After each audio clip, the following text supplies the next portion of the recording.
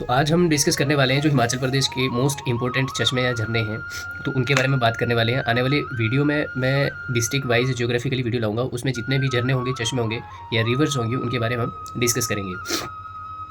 लेकिन आज जितने भी इम्पोर्टेंट झरने या चश्मे होंगे जो कि कुल्लू के होंगे, कांगड़ा और चंबा, इन 3 डिस्ट्रिक्ट से मोस्टली जो है आपके क्वेश्चन पूछे जाते हैं कि ये झरना किस डिस्ट्रिक्ट में पाया जाता है। ठीक है, तो उसके बारे में डिस्कस करेंगे। तो सबसे पहले हम बात करते हैं कुल्लू डिस्ट्रिक्ट की। तो कुल्लू में ही हमारे पास बहुत सारे झरने ऐसे पाए जाते हैं। इन सबसे पहले आपने ये याद रखना कि हिमाचल प्रदेश का कुल्लू ही ऐसा डिस्ट्रिक्ट है जिसमें मोस्टली जो आपके पास गर्म पानी के चश्मे ही पाए जाते हैं। तो उसमें से सबसे पहला जो हमारे पास चश्मा है वो है वशिष्ठ, जो कि कुल्लू के मनाली में पाया जाता है और ये ब्यास नदी में हॉट स्प्रिंग के नाम से जाना भी जाता है इसको। तो ये इसीलिए इंपॉर्टेंट हो जाता है क्योंकि ये क्वेश्चन भी बन जाता है कि जो वशिष्ठ गर्म पानी का चश्मा है वो किस भगवान के साथ जुड़ा हुआ है। तो वो राम भगवान के साथ जुड़ा हुआ है, क्योंकि उस टाइम में ये हुआ था कि जब लक्ष्मण ने अपना बाण छोड़ा था तो उसी बाण से निकला हुआ वशिष्ठ एक मनाली का चश्मा है। तो ये गर्म पानी का चश्मा है। उसके बाद खीर गंगा आता है। खीर गंगा भी कुल्लू में ही पाया जाता है और पार्वती नदी के किनारे पाया जाता है और ये भी गर्म पानी का चश्मा है। और ये कहा जाता है कि कार्तिकेय जो शिव के पुत्र था उसी के नाम से खीर गंगा जो है चश्मा जुड़ा हुआ है। फिर उसके बाद कलथ आता है, वो ब्यास नदी में है। उसके बाद मणिकर्ण आता है। ये बहुत ही इंपॉर्टेंट चश्मा है क्योंकि ये भी पार्वती नदी के किनारे पाया जाता है कुल्लू के अंदर। तो इसका कहते हैं कि टेम्परेचर जो है, टेम्परेचर भी हाई और साथ साथ में इसमें जो है रेडियो एक्टिव मटेरियल पाया जाता है। ताकि इसमें क्या होता है कि जो लोग होते हैं, बीमार लोग होते हैं, जिनको अधरंग हो या अपंग होते हैं, वो जब इस चश्मे के अंदर जाकर के नहाते हैं तो वो कहते हैं कि सही हो जाते हैं, ठीक हो जाते हैं। तो इसीलिए इंपॉर्टेंट हो जाता है ये। और मणिकर्ण इसीलिए कहा गया है क्योंकि जो पार्वती थी, वहाँ की देवी थी, तो उसके कहते हैं कि कान की बाली जो है उसमें गिरी थी, तो बाद में वो उबलता हुआ बहुत सारी जो कान की बाली वो बाहर आई थी। तो इसीलिए ये सबसे इंपॉर्टेंट हो जाता है पार्वती नदी के किनारे। उसके बाद बहना, बहना भी जो है वो कुल्लू में पाया जाता है सतलुज किनारे के अंदर, और ये बाहरी सिराज के आसपास पाया जाता है, गर्म पानी का चश्मा है।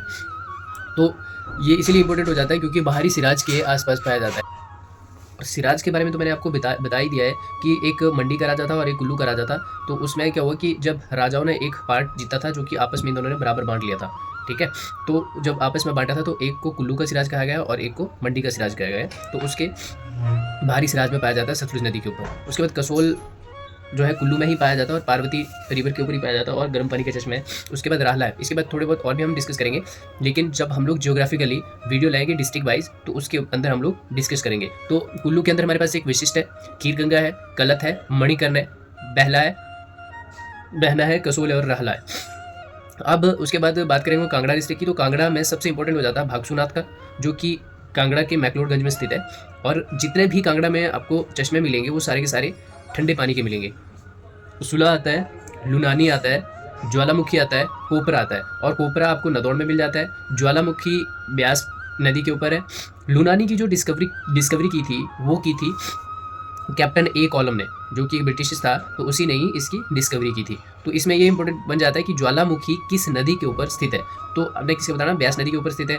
और अगर ज़्यादा डीप पूछ लिया जाता क्वेश्चन तो कांगड़ा में जैसे कोपरा है, तो कांगड़ा के किस स्थान पर कोपरा चश्मा पाया जाता हो, तो नदौड़ में पाया जाता है। भागसूनाथ वैसे ही मकलोडगंज में पाया जाता है। उसके बाद बात करेंगे हम चंबा। तो चंबा के भी इंपॉर्टेंट बन जाते हैं क्योंकि यहाँ पे भी बहुत सारे जो है चश्मे पाए जाते हैं। जैसे धनछो आ गया, छंछो आ गया, सतधारा आ गई, कलिका आ गया, देईकुंड आ गया। तो आपके पास छंछो जो है ये, और साथ में जो सतधारा है, सतधारा तो आपका जो पंचपूला है, ठीक है, पंचपूला के पास पाया जाता है। और चंबा के भी जितने भी आपके पास चश्मे हैं वो सारे के सारे कोल्ड पाए जाते हैं। देईकुंड जो है आपका डलहौजी में पाया जाता है।